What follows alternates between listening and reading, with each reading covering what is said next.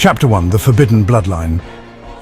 Before ancient Israel, before Babylon, before the flood drowned the world, there was a secret war. Not a war of armies, but of bloodlines. Genesis 6:2 says, "The sons of God saw that the daughters of men were beautiful, and they took them as wives, whomever they chose." What followed wasn't love, it was genetic sabotage. The offspring of this union were Nephilim, giants, hybrids, abominations. Genesis 6:4 continues. The Nephilim were on the earth in those days, and also afterward, when the sons of God went to the daughters of humans and had children by them. They were the heroes of old, men of renown.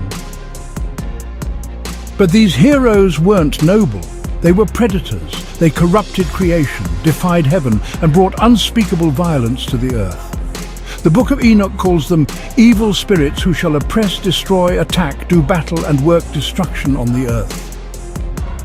Sound familiar?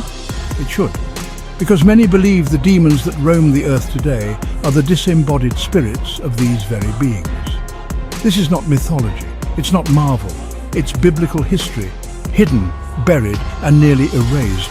And before we go further, if you're drawn to truths the modern church won't touch, like share and hit the notification bell so you don't miss what's coming next. We dig deeper, darker, and more biblical than most dare to go, because what happened in Genesis wasn't a romance. It was a hostile takeover of the human genome, a satanic strategy to corrupt the bloodline and stop the birth of the Messiah. But God fought back. With judgment so severe it wiped the earth clean, and still, the Nephilim would return. Let's go there next. Chapter 2, They came back after the flood. The flood wasn't just a reset, it was a reckoning. God didn't just drown out sin, he wiped out a polluted race. Genesis 6:9 tells us that Noah was perfect in his generations, a phrase many scholars believe refers not just to moral purity, but genetic integrity. Noah's bloodline had not been defiled, but here's the mystery that haunts scholars and theologians alike. If the Nephilim were destroyed in the flood, why do they reappear?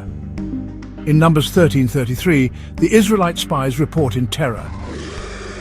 "We saw the Nephilim there. The descendants of Anak come from the Nephilim. We seemed like grasshoppers in our own eyes, and we looked the same to them."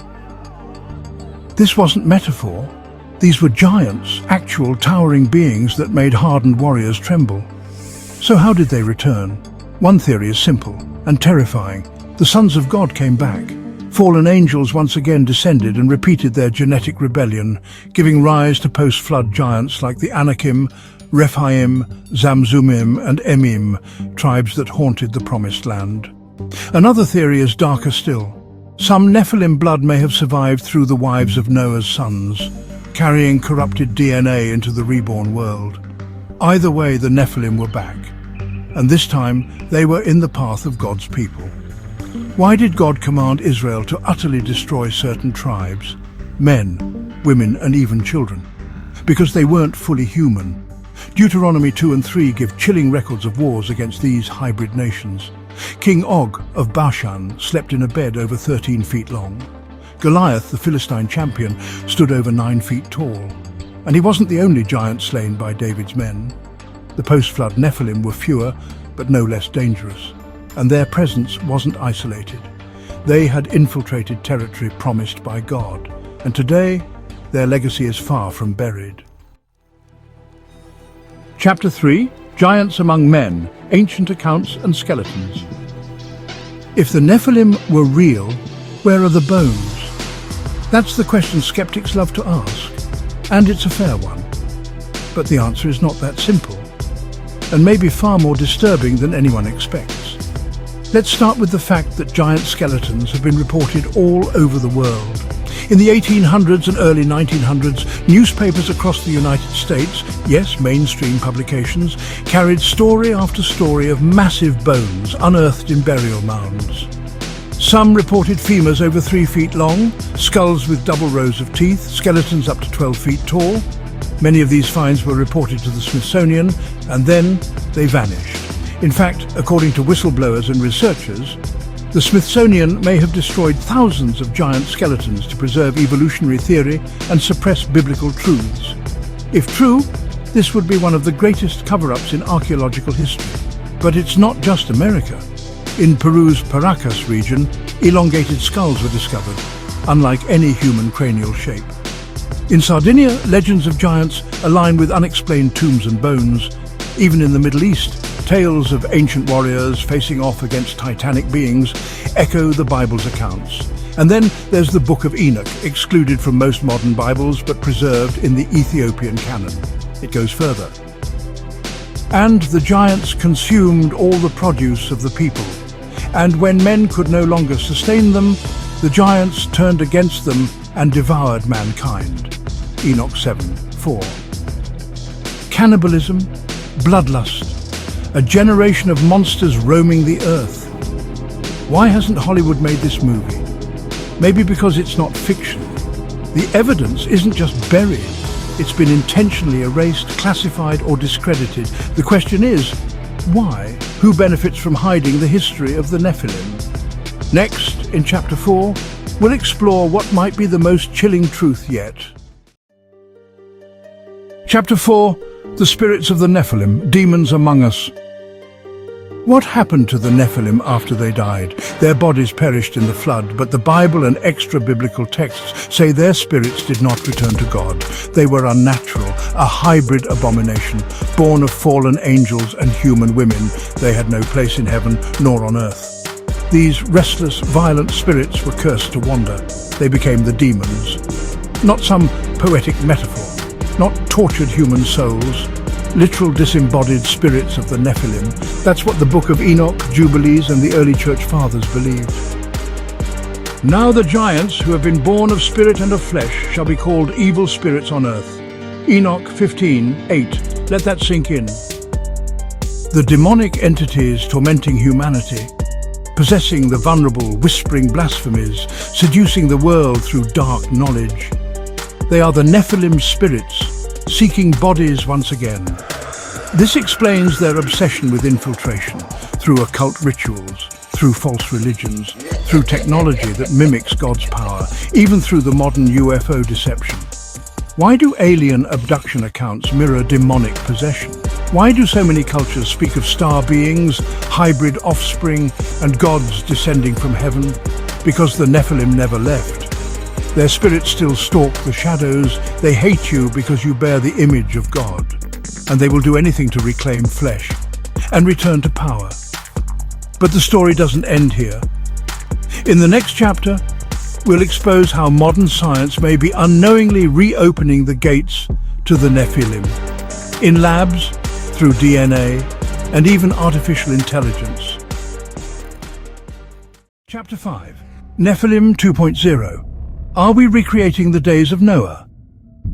Jesus warned in Matthew 24, as it was in the days of Noah, so it will be at the coming of the Son of Man.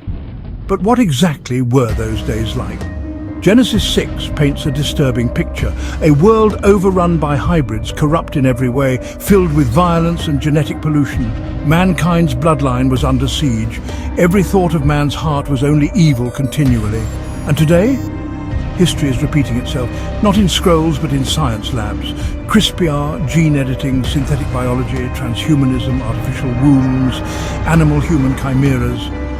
We are witnessing a genetic Tower of Babel, an open rebellion against God's created order.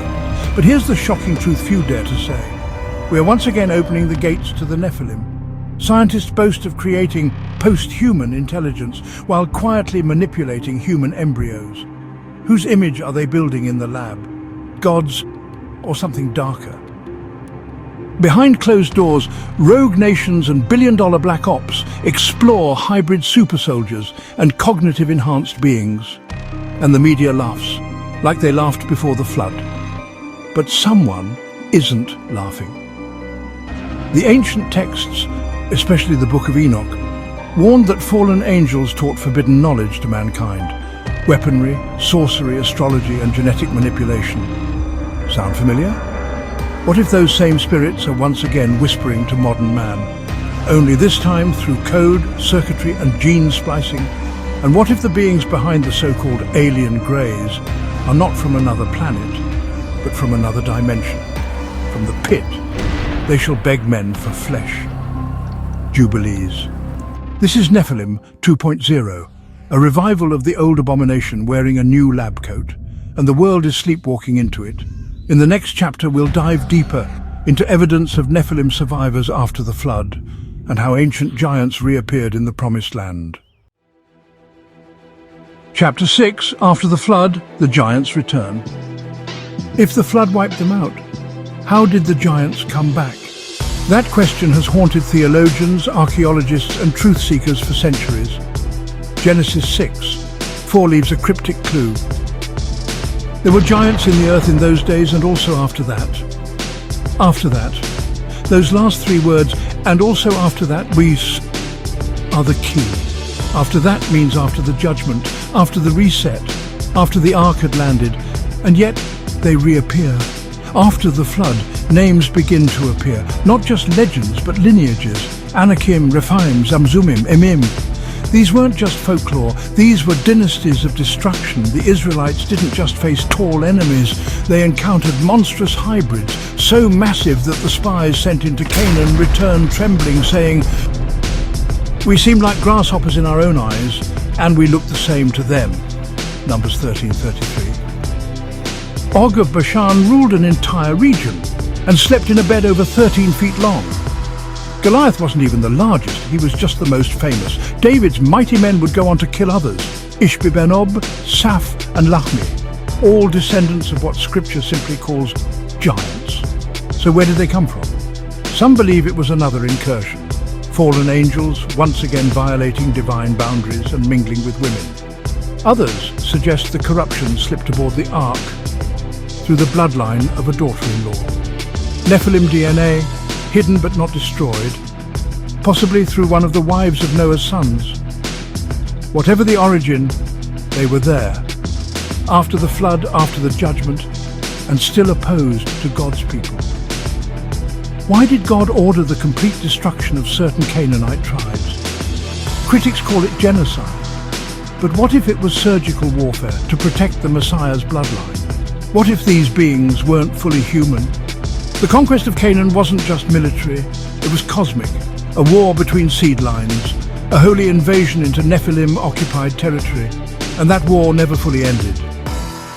Next, we expose their burial grounds, cover-ups and modern discoveries that point to a very uncomfortable truth. Chapter 7, Unearthed Evidence, Giant Bones and Government Secrets. For centuries, whispers of giant skeletons unearthed from American burial mounds, desert caves and remote valleys have haunted the edges of archaeology. Reports dating back to the 1800s describe humanoid remains 8, 10, even 12 feet tall, often with elongated skulls, double rows of teeth or 6 fingers and toes, just like the giants described in 2 Samuel 21:20. These weren't fairy tales. They were published in newspapers, journals, and even Smithsonian field reports. But where are these bones now? Vanished. Stories abound of the Smithsonian Institution confiscating remains and burying the evidence. In 2014, a whistleblower lawsuit even accused the organization of destroying thousands of giant skeletons in the early 1900s. Was it to protect Darwin's theory of evolution, or to suppress the truth of Genesis 6? Even today, discoveries of massive femurs or oversized skulls are quickly written off or quietly removed from public record. Photographs disappear, excavations get shut down. In Peru, Malta, Sardinia and the American Midwest, all the same pattern. Giants found, giants erased. Why? Because if the Nephilim were real, then so is the war between heaven and hell. And the Bible isn't just a spiritual guide, it's a literal record of cosmic history. We're not done yet. Next, the final chapter. Where are the Nephilim now? And what's coming next? Chapter 8. Modern Echoes. Are the Nephilim coming back? Jesus said, "As it was in the days of Noah, so it will be at the coming of the Son of Man." Matthew 24:37. Think about that. In Noah's day, the Nephilim walked the earth. Corruption had infected the bloodlines of man, fallen angels had crossed the line, and God had to hit reset with a global flood. And today, we're seeing a return to genetic tampering, transhumanism, and spiritual deception unlike anything before. UFO sightings, alien abductions, hybridization experiments. What if these aren't aliens at all? What if they're the Nephilim, rebranded for the modern mind? Many respected Bible scholars, like Chuck Missler and L.A. Marzulli, have warned for years. The so-called alien phenomenon may actually be demonic deception, tied directly to the return of the Nephilim spirits. The Book of Revelation speaks of demonic entities being released from the abyss, tormenting mankind during the tribulation. Revelation 9, 1-11. These entities aren't your average demons, they're organized, vicious, strategic. The Watchers were bound, but their offspring, the Nephilim spirits, never were.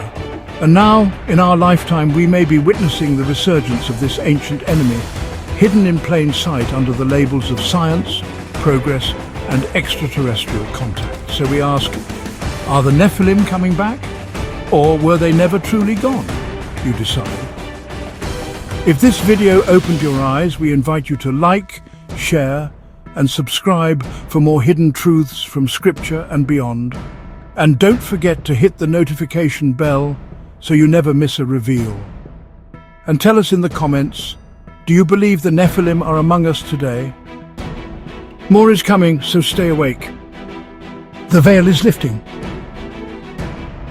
Cheers!